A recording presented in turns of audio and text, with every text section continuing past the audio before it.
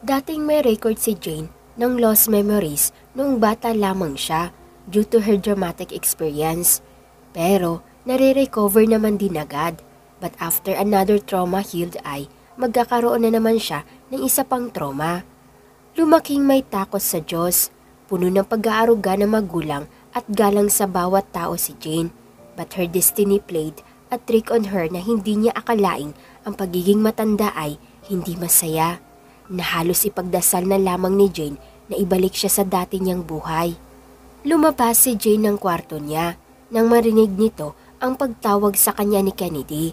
Ang mga yapak ni Kennedy ang nagsisilbing pahiwatig na meron na namang hindi magandang mangyayari.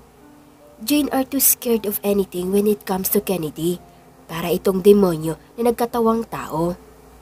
Mas mapanganib siya kaysa dati. Ang halimo ng bahay na ito ay nandito na naman. Wika ni Jane sa sarili habang hinihintay na bumukas ang pinto at iluwas si Kennedy nang walang iba kundi ay saktan siya. Dahil sa pagiging abusado ni Kennedy sa lahat ng bagay at sobrang pagkasabik sa kanyang trabaho, minsan ay sumusulpot ito sa kondo na parang grizzly bear. Lahat ay ibubunto kay Jane katulad ng dati. Ang walang buhay na tingin at seryosong aura nagbibigay takot sa kaibuturan ni Jane. Heto naman kasi si Kennedy. Merong ugali si Kennedy na isang beses o dalawang lamang lumalabas sa isang taon.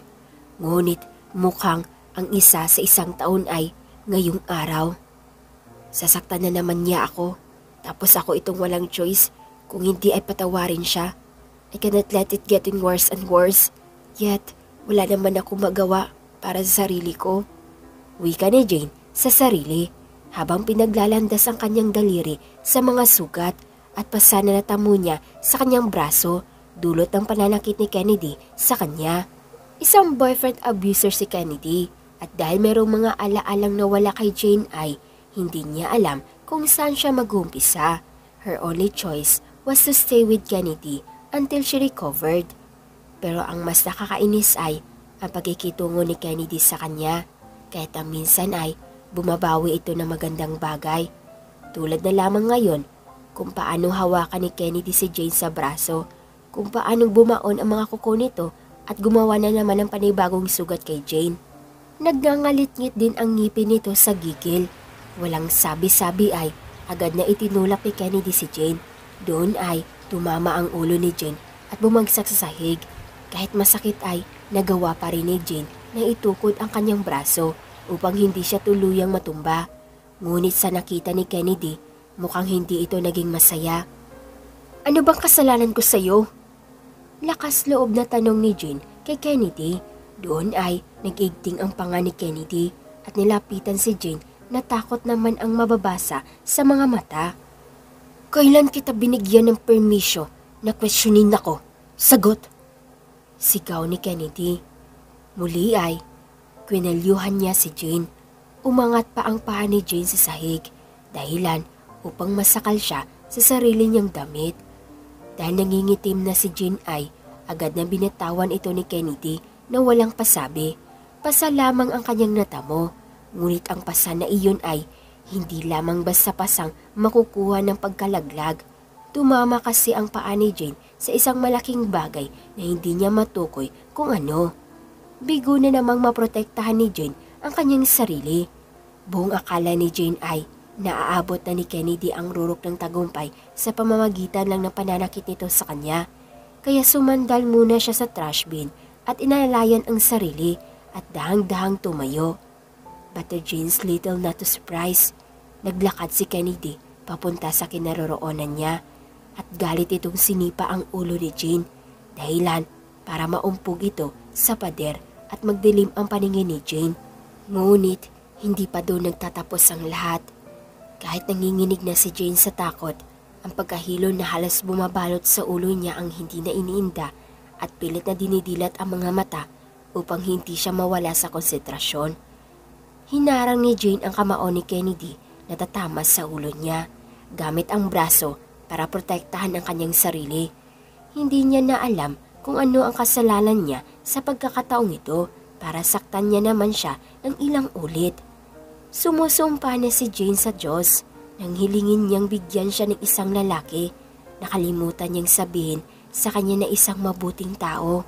Ang panga ni Kennedy ay bahagyang nagka-clenched at ang kamao ay kuyom at ang kanyang itsura ngayon ay mas mapanganib kaysa sa imaheng nakaukit sa isipan ni Jane. Hindi tumigil si Kennedy sa pagsipa sa bawat parte ng katawan ni Jane, sa tagiliran, sa tiyan at kung saan-saan parte ng kanyang katawan. Nang hina na si Jane at tiyak na namamatay na ito sa loob. Hindi biro ang bawat pasa at sugat ng kanyang natamo mula kay Kennedy. Gusto kong tumakbo, wika ni Jane sa sarili, na tanging siya lamang ang nakakarinig, pero hindi niya alam kung saan siya kukuha ng lakas para doon. Si Jane ay nasa pagitan ng pagkabigla at pagkatulala sa sandaling sinumpa siya nito hanggang kamatayan. Sinumpa siya nito sa pinakaunang pagkakataon. Alam niyang lahat ay maaaring magkamali, ngunit ang paggawa ng paulit-ulit ay sinasadya. Ngunit si Kennedy ay kahit na humingi ng tawad ay gagawin pa rin. Hindi na ito aksidente kung iyon ay sa tingin ng iba. It is a choice for you to decide and not to blame to the victim. Biglang nang labo ang mga mata ni Jane at hindi niya maiwasang higpitan ang pagkakahawak niya at naglakad papunta kay Kennedy na ngayon ay umaatras. Kita sa mukha nito ang takot, bagay na bago para sa paningin ni Jane. Sa gulat, gusto na lang ni Jane na huminto at tumalikod, pero hindi niya maiwasang sundan kung sino ang bumubulong sa kanya. Tila tinuturuan siya sa mga dapat niyang gawing hakbang. Patayin siya! Patayin mo siya, Jane! Lagi ka lang naman niyang sinasaktan. Dahan-dahang bumagsak si Jane sa sahig. Nauntog ang ulo niya sa gilid ng board at naging dahilan ng pagka-blackout niya. Kitang-kita ni Jane si Kennedy na naliligo ng sarili niyang dugo. Nagbigay takot ito kay Jane, kaya naman ay niloloko niya na lang ang kanyang sarili at sinasabing, panaginip lang ito. Ngunit nang maglandas ang paningin ni Jane sa paligid at nagdako ang kanyang mga mata sa kanyang kamay na may hawak na kutsilyo, agad na binatawan ni Jane ang kutsilyo. Hindi siya makapaniwala sa kanyang nagawa kay Kennedy. Dugo ni Kennedy ang nakamarka sa kutsilyo. Alam ni Jane na hindi ito panaginip lamang. Alam ni Jane na siya ang gumawa nito kay Kennedy. Ngunit baliw na kung baliw ay pilit pa rin pinaniwala ni Jane ang sarili na hindi siya ang may gawa nun. Nang muli itong tumingin sa kanyang kamay, ang kutsilyo na dumulas at bumagsak sa lupa ay nagbigay takot sa kanyang sarili. Maaga pa ngayon, kaya ang ibon na dating minamahal ni Jane ang tunog, ngayon ay hindi na. Hindi na maganda sa pakiramdam ni Jane dahil ang tunog ng paghuni ng ibon ay tila nagsasabing may kasalanan siya. Paano kung makulong ako at mamatay ako sa gutom? Wika ni Jane sa sarili habang ang kanyang kamay ay nanginginig. Tila talagang nasisiraan na siya ng ulo dahil minsan siyang natatawa o kaya naman ay biglang iiyak at mananahimik sa gilid. Paano kung kukuha sila ng hitman para patayin ako? Takot na wika ni Jane sa sarili at pinalibot ang tingin sa paligid.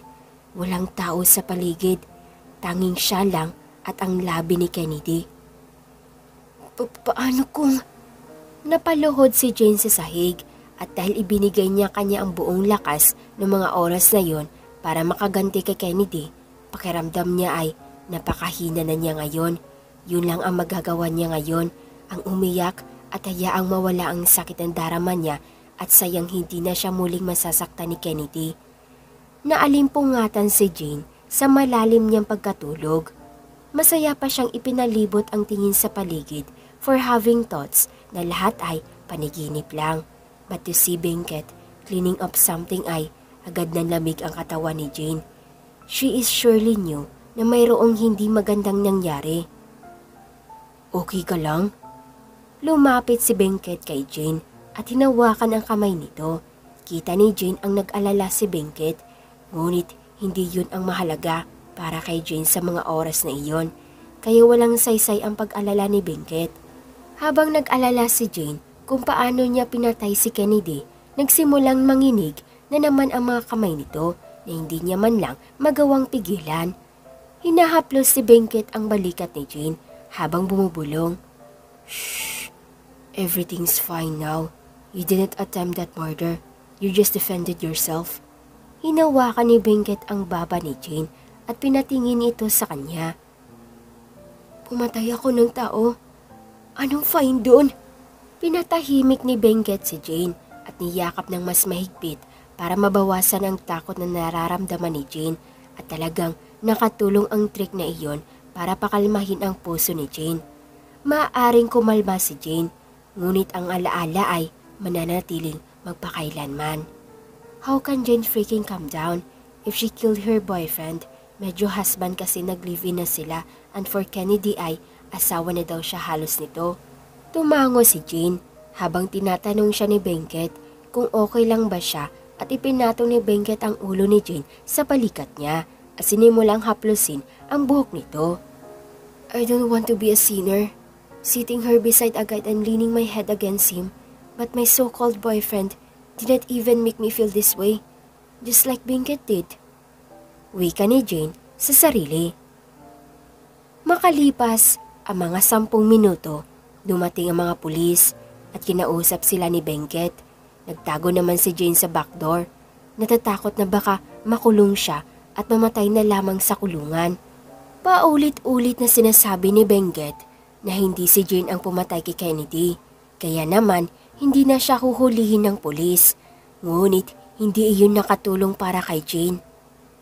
"I was hoping Kennedy is just weak as me, na hindi na siya makagalaw para salakayin ako." Wika ni Jane gamit ang isip. Kaya naglakad si Jane papunta sa pwesto ni Kennedy na nakaratay sa sahig at naliligo sa sarili nitong dugo. Gulat kung gaano karami ang dugo ang nawala kay Kennedy. Agad napunta si Jane sa mundong siya lamang ang nakakaalam. Napabalik siya sa ulirat nung maramdaman niya ang masakit na tusok ng hangin. Tila bagalit ito sa kanya. Hinaplos ni Jane ang buhok ni Kennedy at nagsorry sa ginawa niya. Nagulat pa si Jane nung bigla nang iminulat ni Kennedy ang mga mata niya at ngumiti siya kay Jane na nakakaloko. Nabigla si Jane at handang ngumiti pabalik nang kunin ni Kennedy ang kutsilyo at mabilis na isinaksak ito sa tiyan ni Jane.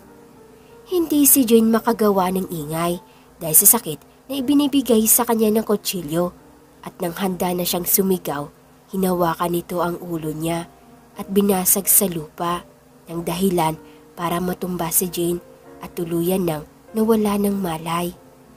Gusto niyang lumaban, ngunit biglang nanlabo ang kanyang mga mata at ang tanging nagawa niya na lang ay umiyak. "Jane?" Sigaw ng kung sino bago ni Jane tuluyang maipikit ang mga mata at yun lang ang nangyari bago mawala ang alaala niya at makulong sa sarili niyang kulungan ng maraming taon. Nang imulat niya ang kanyang mga mata, nakaramdam siya ng hindi pamilyar na amoy at puting kisame ang sumalubong sa kanya. Purong puti ang kisaming ito na walang anumang disenyo at nakakatamad maliban sa ilaw na nakasabit dito. Naalala niyang nagising siya at sinabihan siya na nakoma siya sa nakalipas na 2 taon pero wala pa rin siyang masyadong maalala maliban sa sarili niyang pamilya, ang kanyang kasulukuyang tita Lara.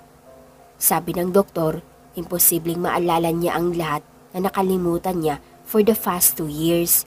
In her case, bihira lang kasi ang nakaalala pa siya ng kaunti. Naalala niya ang kanyang auntie pero hindi yung tragic story na kinakaharap niya for the past 10 years. Masyadong maganda ang maging totoo, ngunit ito ay totoo. Naghilom na ang mga pasa niya sa katawan at masasabi niyang ganun na lamang kadelikado ang mga nakaraan niyang alaala. Sa nakikita niya ay tanging mga pasa at galos na nagpapakita kung gaano ito kaputla at masakit. Habang nagiging mas malusog siya, gaya ng dati, hindi niya pinalampas ang pagkakataon. Si Jane ay nagiging mas mahusay na version ng kanyang sarili. Jane started finding some jobs and it's really hard as she thought.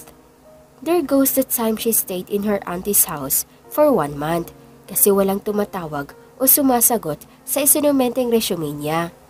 Jane worked as a secretary at the most well-known company here in the Philippines at kasali din siya sa mga nag-iimbestiga ng mga unsolved cases.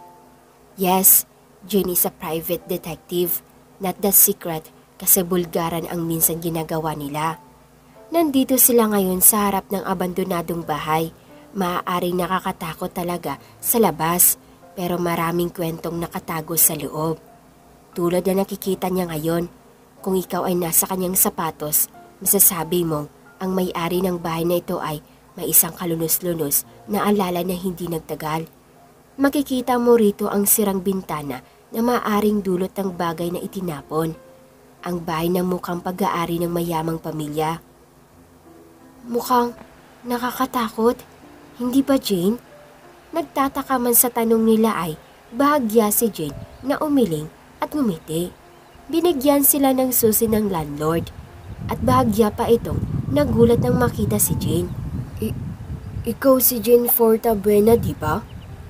Usa sa kanya nito. Nagtataka siyang tumingin sa matanda dahil sa bahagya niyang pagbanggit ng buong pangalan ni Jane. Opo. Bakit po? Iling lang ang naging sagot na ibinigay kay Jane ng lalaking namamahala sa abandonadong bahay na ito. Pumasok sila sa loob ng bahay at sinalubong sila ng pamilyar na hangin. Parang pamilyar ang ihip ng hangin. Pakiramdam ni Jane ay sanay na siya sa loob ng bahay. Ngayon pa lang, parang gusto ko nang tumakbo guys. Napatingin sila sa pagkapit ng kamay ni Michelle sa braso ni Jane, which is medyo makati para kay Jane. It seems familiar to me. Kusa na lang lumabas sa bibig ni Jane ang mga katagang iyon, dahilan para mapatingin sila sa kanya. Alam niyo ba yung kaso nito? Attempted murder at human trafficking. Dahil sa sinabi ng mga coworkers niyang si Kaiser ay nagtuon ang atensyon nilang lahat sa kanya. Bakit? Ano daw nangyari? Kuryosong tanong ni Michelle na hindi pa rin tinatanggal ang kapit sa braso ni Jane. Kusa na lang kumalabog ang dibdib ni Jane sa tanong ni Michelle sa hindi niya malamang dahilan. Jane still seeking some answers na mukhang sila rin ang makakasagot. Mag-live-in partner daw yung nakatira dito. Kaso parang napilitan yung babae na sumama lang sa lalaki. Alam niyo pa, laging sinasaktan ng lalaki yung babae. Ang alam ko, love triangle ata yung naganap. Kaso, tinago yung identity ng babae at sa lalaki lang ang inilabas. Lahat sila ay napatingin sa kanya at inisa-isa niyang ibinigay ang papel na halatang kinabisado niya pa. Si Kennedy McBranket ay nahaharap sa parusang kamatayan dahil sa pagpilit sa kanyang kasintahan na tumira sa kanya at pananakit sa kanya ng pisikal. Napakaraming pinsala at panganib ang kinakaharap ng kanyang kasintahan sa nakalipas na 9 na taon at ngayon ay kanilang anibersaryo. Ngunit sinaktan lang siya ng kanyang ka-live-in partner nang walang tigil kaysa ipagdiwang ang kanilang anibersaryo. The murderer say his side.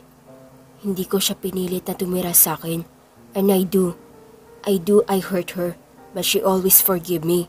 My girlfriend loves me. Habang binabasa ang artikulo, umikot ang ulo ni Jane at hindi niya maiwasang mapadaing sa sakit nito.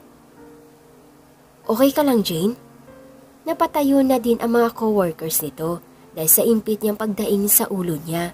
Nagkakagulo na sila at ang ibang pangyayari ay hindi na niya nakita pa nang mawalan siya ng malay sa sobrang kirot at sakit ng dibdib na nadarama niya. Nakapunta na ba ako dito dati? Pagtatanong ni Jane sa sarili.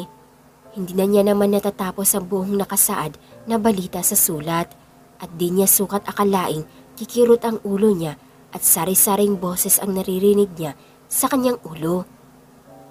Ikaw ay isang kalukuhang girlfriend. Sigaw ng kung sino. Ang trabaho ito ay ang pinakamasama. Sana mamatay ka na. Gusto mong tumakas? Sigurado ka bang kaya mo? Ikaw pa? Napahawak na si Jane sa hamba ng upuan dahil sa sobrang sakit ng kanyang ulo. Ano itong naririnig ko? Masakit na din ang bahagya ang dibdib niya at halo-halong emosyon ang ipinararating nito. Hindi napigilang mapaluha at ang unang luhang lumandas sa kanyang pisngi ay may kasunod pa pala. Nawala ba ang alaala ko? Pagkalipas ng ilang araw, Jane are busy meditating and talking to herself nang may humawak sa pulso niya at bigla siyang nakaramdam ng takot. Parang pamilyar sa kanya ang pakiramdam na ito. Okay ka lang, Jane? Napalingon siya ngayon kay Marisa na hawak-hawak ang kamay niya. Agad naman niyang inagaw ang kanyang kamay. Mag-o-off muna ako. Kailangan niya puntahan si Auntie. Kailangan niya ng paliwanag sa mga nangyayari sa kanya nito mga dumaang araw. Pakiramdam niya ay para siyang tanga nanguhulas sa mga nangyayari at kung ano-anong what-ifs ang kusang lumalabas sa isipan niya. As Jane headed out to the cab that she booked, agaran siyang pumasok sa bahay ng kanyang auntie at kinumpronta ito. Look, tita, para akong baliw na nanguhula dito. Please naman. Pagmamakaawang wika ni Jane. Hindi pwede, sagot ang auntie ni Jane. Kahit isang information lang po. Hindi nga pwede. Napatalon si Jane sa biglaang pagtaas ng boses ng kanyang tita. Hindi niya inaasahang mapipiko nito ng ganon. Gusto niya lang naman malaman lahat. I'm sorry. Napataas si Jane ang tingin sa kanyang tita at yumakap. Bahagya pa siyang nakakunot noo at napahawak sa ulo ng bigla itong kumirot. Nag-alalang hinawakan ng tita ang ulo niya.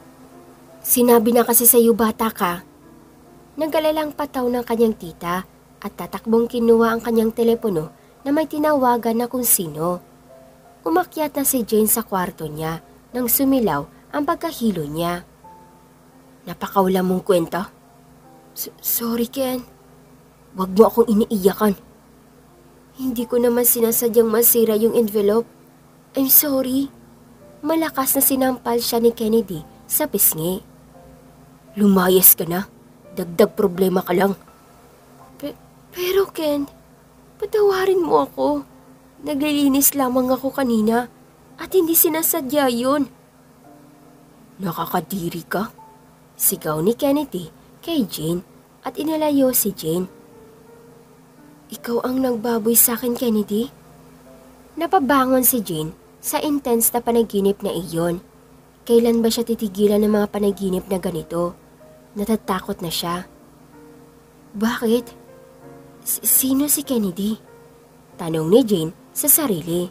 Dumating ang doktor na si Doc Darren. Agad na tinignan ang mga mata at bibig ni Jane. Hindi niya alam kung para saan iyon. Nakadiretso lang ang doktor ng tingin at pagkatapos ay pinitik ang noo ni Jane. Bahagya pa itong namula. Kaya hinimas-himas si Jane at masamang tinignan ang doktor. Kakasabi ko lang na huwag piliting alalahanin ang lahat, Jane. Magpapalit ka na lang kaya muna ng doktor. Ayoko ma-stress ang ganda ko. Napakamot si Jane sa ulo nang maalalang bakla nga pala si Doc Darren at lumalandi na naman siya tonight. Napahinga lang si Jane magdamag at hindi pinakilos ng kanyang tita sa kahit anong gawain. Muntik na rin hindi papasukin sa trabaho pero pinilit niya. Nagising si Jane sa sinag ng araw nang gagaling sa bintana. Ang pakiramdam na ito sa tuwing magigising siya sa umaga ay kalayaan sa kanya. Talong katok ang nagpalingon kay Jane. Ang katok na iyon ay nagmumula sa labas. Sa paghihintay ng isa pang katok, tumalon siya sa kama at akmang bubuksan nang marinig niyang may nag-uusap sa bandang bintana. Boboy, makita ka ni Aling Lara dyan. Huwag kang maingay dyan, Jaypoy. Paano pag nahuli ka dyan? Kaninang umaga pa si Aling Lara wala. Nakita ko lumabas ng alas 5. Napasilip naman si Jane sa bintana kung saan posibleng nanggagaling ang mahihinang usapan. Napatingin si Jane sa pintuan kung saan nanggaling ang katok. Nangilabot ang kanyang pakiramdam nang marinig niya nang tumunog na naman ang pintuan. Tatlong magkakasunod na naman ng katok. Ibig sabihin, wala si Auntie? Sino ang kumakatok? Konsensya ko? Tanong ni Jane na itinatanggal ang takot sa katawan. Dali-dali itong kumuha ng mahabang unan na hotdog kung tawagin at hinanda ang sarili sa anumang dilobyong maaaring mangyari. What the? Nahampas niya ang kanyang tita ng unan, kaya ano ang inaasahan mo mula sa kanya? Nahampas din siya ng kanyang tita. Naghampasan lang sila. Jane's auntie keeps on asking what have gotten into her mind para salubungin siya ng hampas ng unan. She also said that Jane's must be in a good condition dahil malakas na daw yung pagkakahampas nito. Habang tinitignan niya ang kanyang munting kitty clock, nagsimula itong tumunog. Kinuha niya ang tuwalya niya at tumungo sa shower room habang nakaupo siya sa bathtub at doon nagsimulang bumuhos ang tubig sa katawan niya. Halos 1 oras siyang nagmuni-muni at ginagawa ang kanyang mga ritual. Nang matapos ay lumabas na siya ng restroom at sinuot ang fitted jeans na may kasamang puting blouse. Hindi siya nagsuot ng mga iskandaloso na damit o kung ano man ang tawag nila para pasayahin ang iba.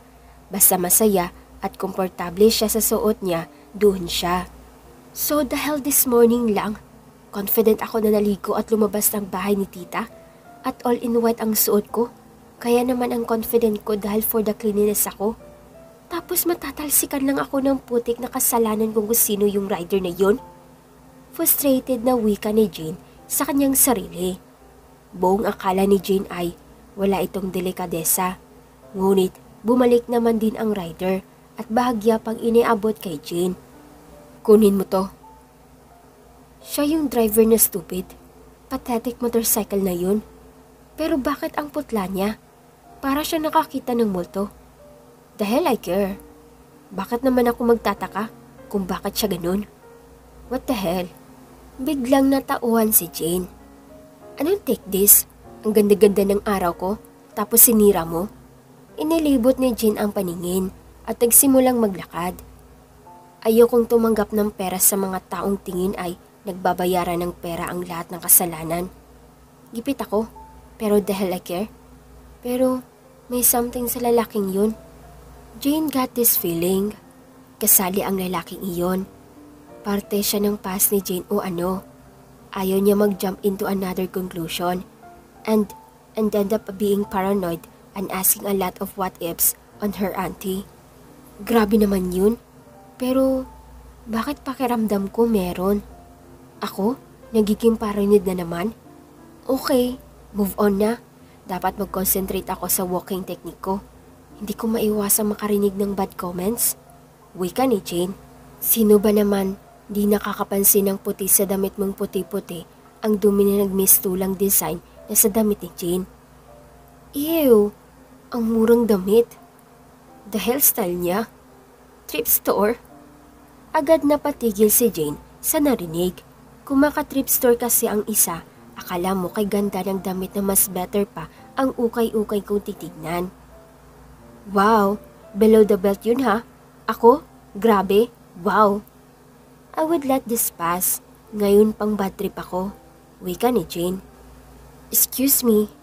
Naglakad siya ng mabilis to lecture those women. Ang lakas talaga ng loob niyang sabihin niyon kay Jane. Kaya naman, nanggagalaiti si Jane. Tinaas ng babae ang kanyang fake na kilay at tumingin sa kay Jane ang babae. Ang lakas talaga ng loob ng babaeng ito na kalabanin ang bad trip na si Jane. I forgot to give you this. Logic naman. Hindi niya naman kasalanan kung hindi nila ito maintindihan. Well, obviously, may inabot si Jane na salamin sa kanya at umalis. Nagulat si Jane nang isumpa siya nito, kaya sinampal siya ni Jane with feelings naman. Hindi siya masyadong nakikipag-usap ng walang kahihiyan at syempre sa isang nakakaawa na tao. Lumipas ang mga buwan at taon, ngunit nakikita ni Jane ang ilang malabong figura at boses. Ilang boses na parang pinagmumultuhan. Kennedy ang pangalan na paulit-ulit sa tenga niya. Parang may gagawin siya sa pangalan ni Kennedy. O ano, hindi siya nag-aaksaya ng oras. Kaya nag-book siya ng appointment sa kanyang personal na doktor.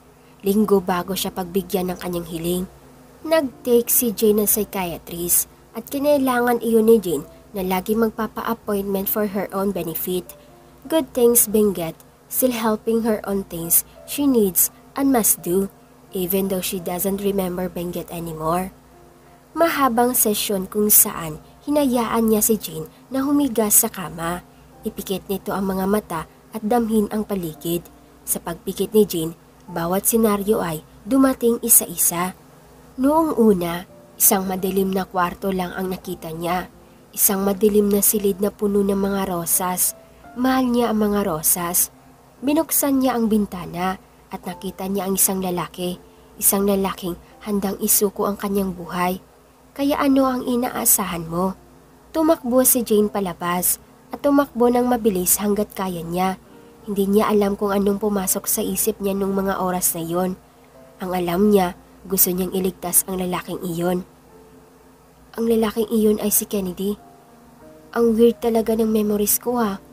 Binigyan ko siya ng payo sa lahat para magbago ko ang isip niya. Tanong ni Jane sa sarili. Sa araw na iyon, si Kennedy ay lasing na lasing at sira. Iniwan ito ng nobya niya at hindi alam ni Jane alam ang pakiramdam. Pero alam niya, masakit. Iniwan ka ng taong handang makasama ka habang buhay. Sumama si Jane sa kanyang pinakamasamang araw. Naging magkaibigan sila at magkaibigan sa mas romantikong bagay. Days and months, niligawan siya ni Kennedy. Handa niya itong tanggihan. Ngunit nakikita niya kung gaano ito umaasa. Sumasang-ayon na lang tuloy si Jane. Pabiro niyang sinabi na tatapusin na niya talaga ang buhay niya kung tatanggihan siya ng ibang babae. Doon ni Jane nalaman na sinadya niya iyon. Binuksan ni Jane ang kanyang mga mata at sinabi ang lahat sa kanyang personal na doktor.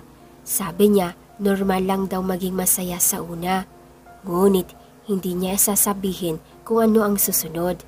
Ito ay para kay Jane upang malaman. Habang naalala ni Jane si Kennedy sa nakaraan niya, alam niya kung gaano siya katanga. Bakit niya tatanggapin ang nararamdaman ng isang tao kung hindi naman ganun nararamdaman niya? Hindi ito pag-ibig. Kaya pala sa bawat balita na nakaukit ang pangalan ni Kennedy ay naaapektuhan siya. That explains everything. Kitang-kita ni Jane na inaaway siya ni Kennedy.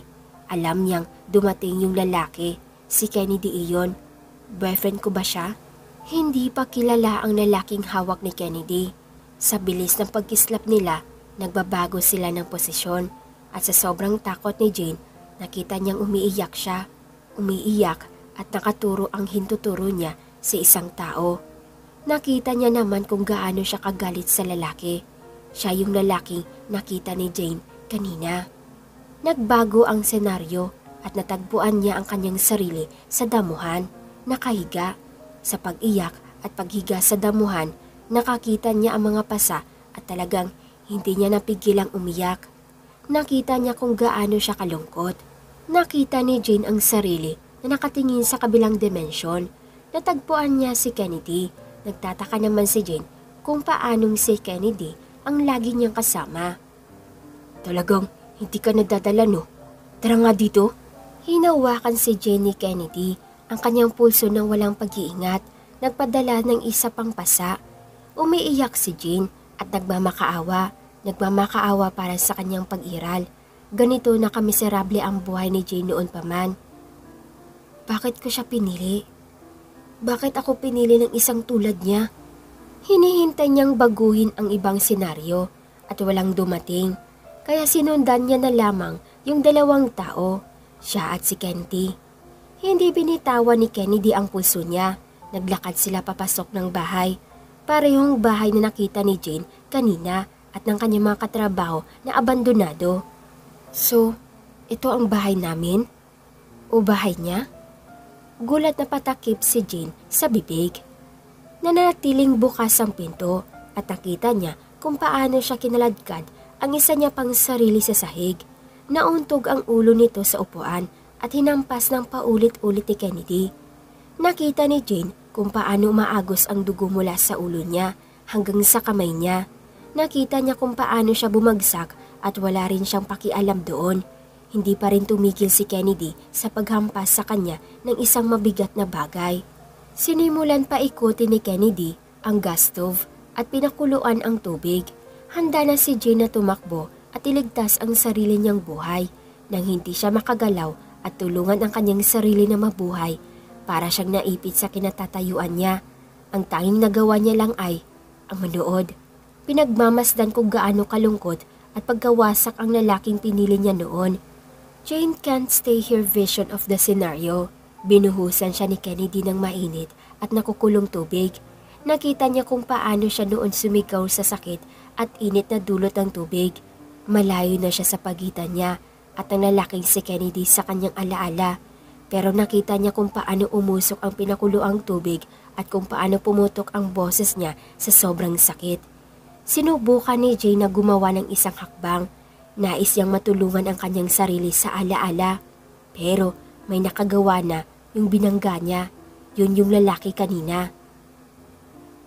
Benguet, tulong! Pakiusap! Wala si Benguet dito. Ano, naglalandi na naman kayo? Moron, ginugulo na naman ang ibang negosyo dito. Ano nangyari sa pagitan namin ni Benguet? Bakit sabik na sabik si Kennedy, nasaktan siya?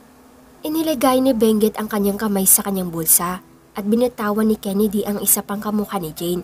Akala niya ay katapusan na ng every pain niya at naisip niya lang.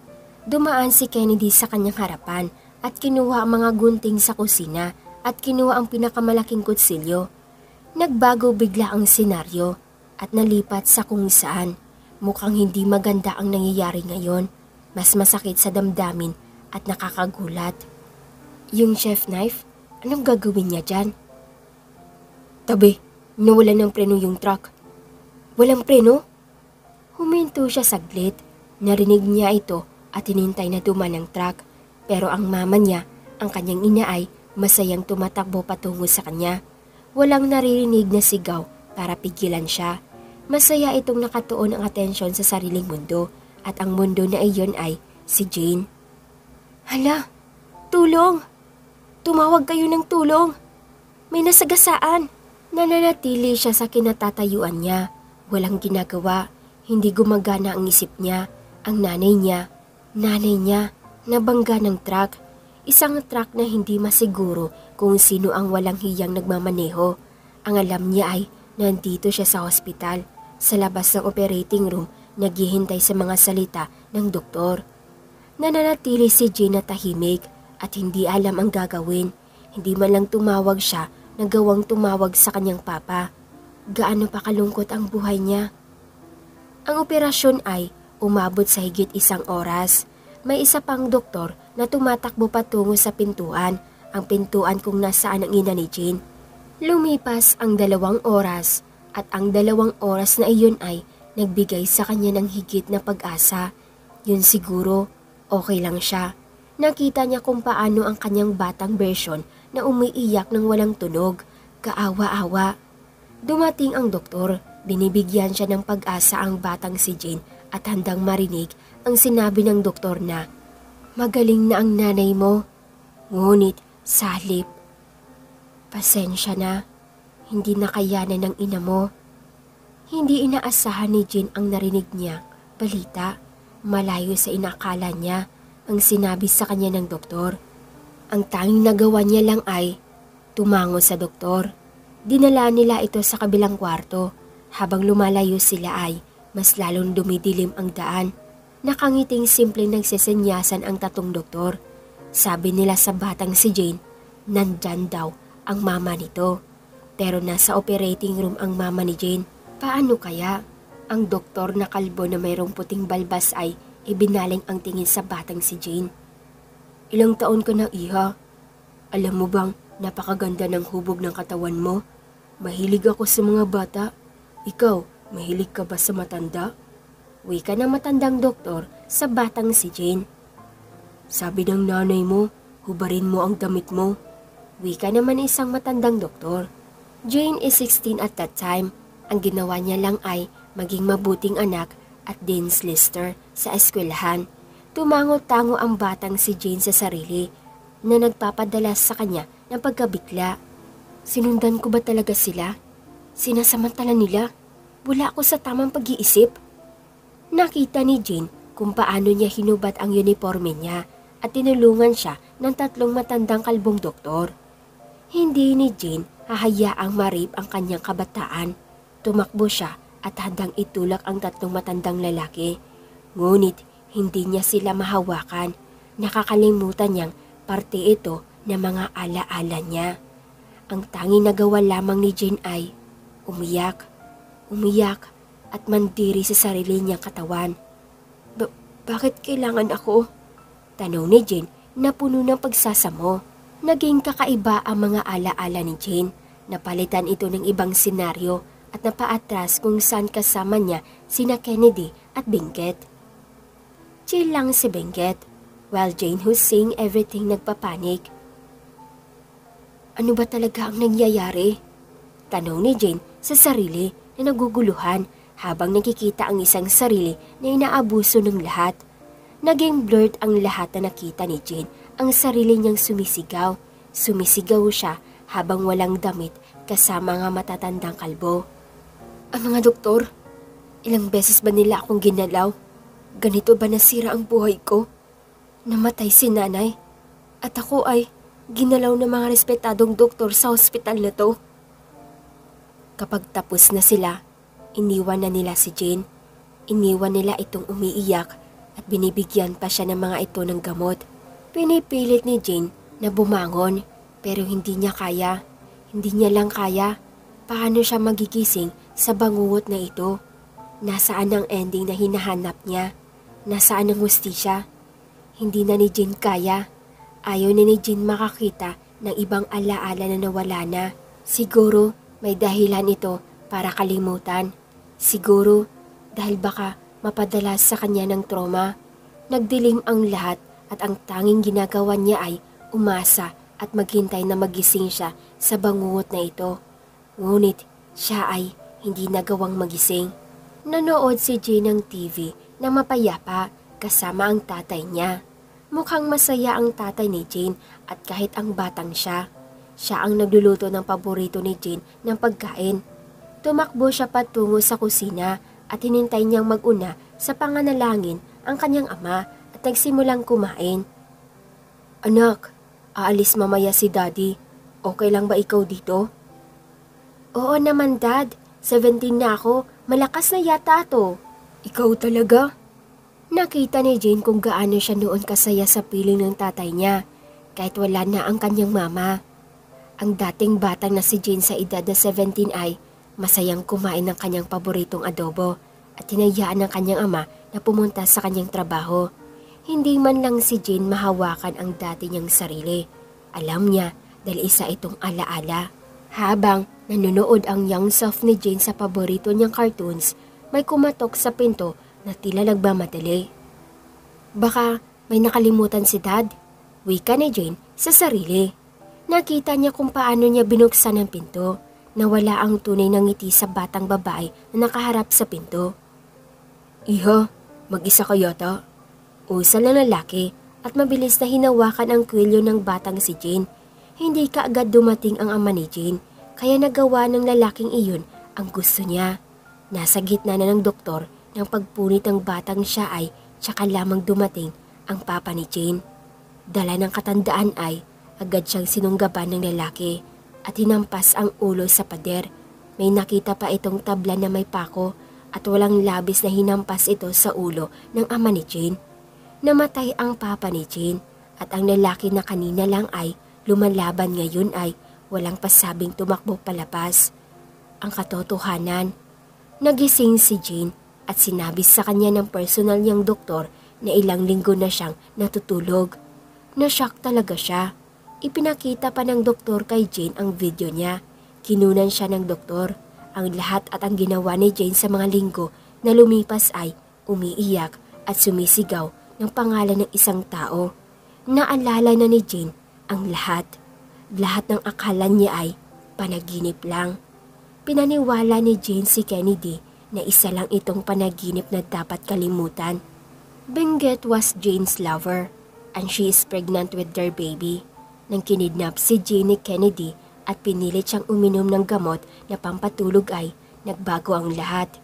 Hindi lang isang beses ang kidnapping na nangyari dahil nung una ay nakatakas si Jane until Jane reached an right age and Kennedy allegedly commit a crime by kidnapping Jane again. Natutulog si Jane sa higaan noon.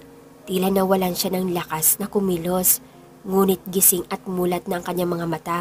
Kumukuha si Kennedy ng obi at ipinalaglag ang sanggol sa sinapupunan ni Jane. Nag-hire din si Kennedy na magbubura ng mga alaala ni Jane. Pero every time Jane made love with Kennedy, all she screamed was Benguet's name. Nagagawang saktan si Jane ni Kennedy at ang pisikal na pananakit ni Kennedy ay higit pa kapag ito ay tila napuno na. Ginagawa ni Kennedy na miserable ang buhay ni Jane at lahat ng ito ay dahil kay Kennedy. Si Kennedy ang mastermind. Sa likod ng unang kaso na si Jane ay ginalaw ng isang doktor. Ipinalaglag ni Kennedy ang anak ni Jane at ni Benguet. Sinira ni Kennedy ang buhay ni Jane. Ginulo at sinira ni Kennedy ang buhay ni Jane na puno ng trahedya. Mistulang ginawang laruan si Jane habang kasama siya ni Kennedy sa iisang bahay. Ngayon ay namatay na si Kennedy. Sinabi nila na si Kennedy ay nasa masamang bisyo. Ginawa niya ang lahat at pinatay ang sarili. Lahat ay pinlano ni Kennedy. Masama man si Jane na nalaman na niya ang katotohanan na pakiramdam niya. Minsan ay parang may kulang sa kanya. Tamang paglilibing ng mga pamilya. Ginagawa ni Jane ang tamang libing ng kanyang nanay at araw-araw niya itong binibisita. Nang matapos siya sa kanyang ina ay naglakad ito papunta sa kabaong ng kanyang ama. Pareho silang nasa galaxy. Pinapanood nila si Jane na sinasayang ang buhay sa loob ng isang buong siglo. Pero dahil sa kalunos-lunos niyang nakaraan, nawalan na ang babae kanina. Ang bata ngayon ay isang matandang babae, isang marupok at puno ng pagsisisi sa buhay. Kapag tapos na si Jane na maglagay ng bouquet sa kabaong ng tatay niya, lumakad naman ito papunta sa baby Jamaica niya, ang kanyang mahal na anak. Ang aking sanggol na hindi nabigyan ng pagkakataong makita ang mundo. Ang aking sanggol na isa sa mga target ng Diablo. Si Kennedy ang tinutukoy ni Jane. Wala akong dahilan para mabuhay. Wala akong dahilan para maging masaya. Namatay ang taong pinakamamahal ko. Nawala ng pag-ibig ang taong minahal ko. Araw-araw kong umiiyak at sumisigaw. Saan ako nagkamali? Bakit iniwan ako ng lahat? Anong ginawa ko? Wika ni Jane sa sarili ng puno ng pagsasamo.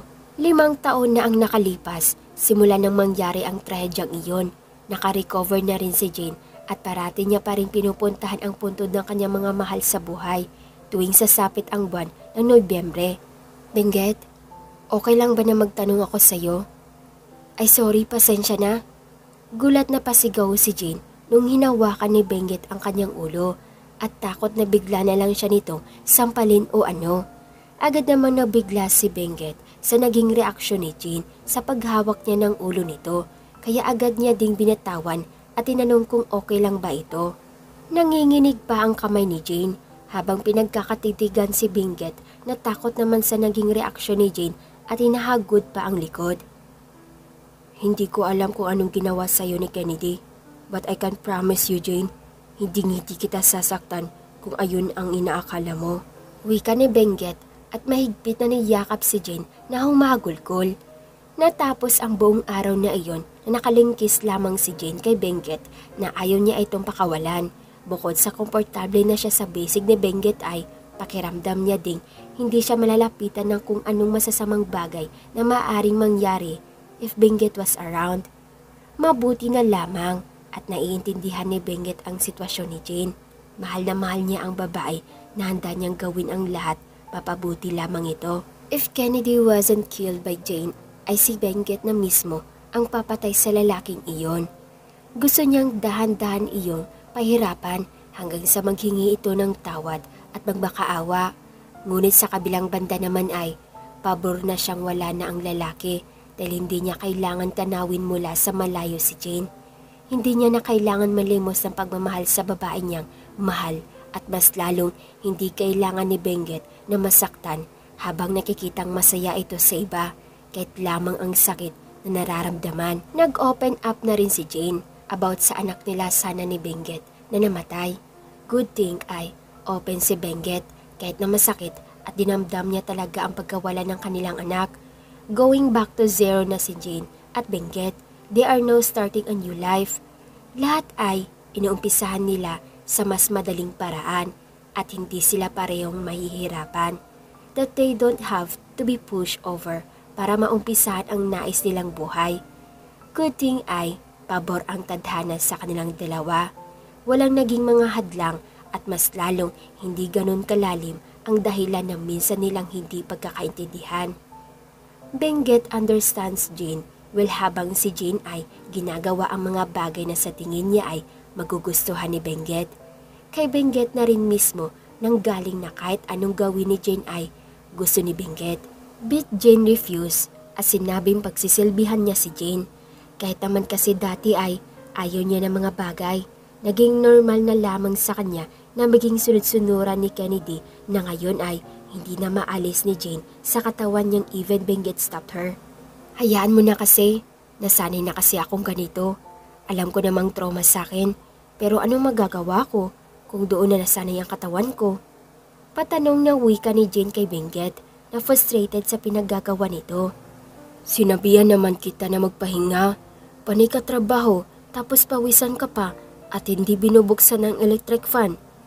Jane, Kennedy is not me. You are safe with me. Please, just please treat yourself better dahil hindi ko kayang nahihirapan ka.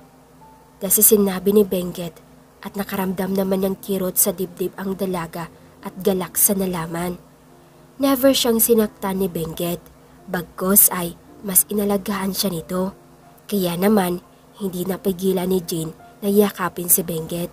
Dala na rin ng pagbubuntis to Benguet's second child ay madaling maging iyakin ni Jane at sensitive agad siya sa ibang bagay. Siyempre ay hindi rin nakalampas ang bagay na pregnancy cravings at talaga namang ang daming pinagdaanan ni Benguet patungkol dito.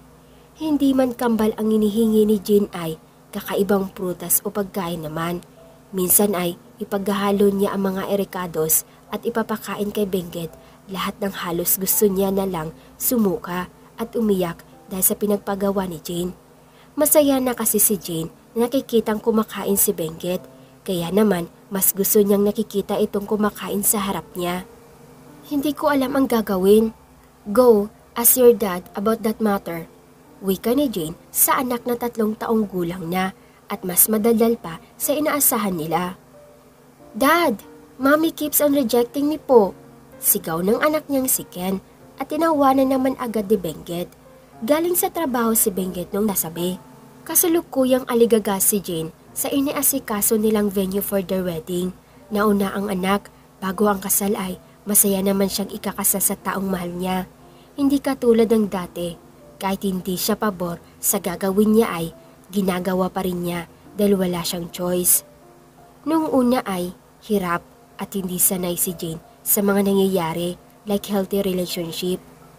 Nabibigla si Jane sa pagtrato ni Benguet sa kanya dahil sanay siya sa pagkakamali ay maaari itong magdulot ng malaking pasa mula kay Kennedy. Naging masaya naman ang buhay ni Jane.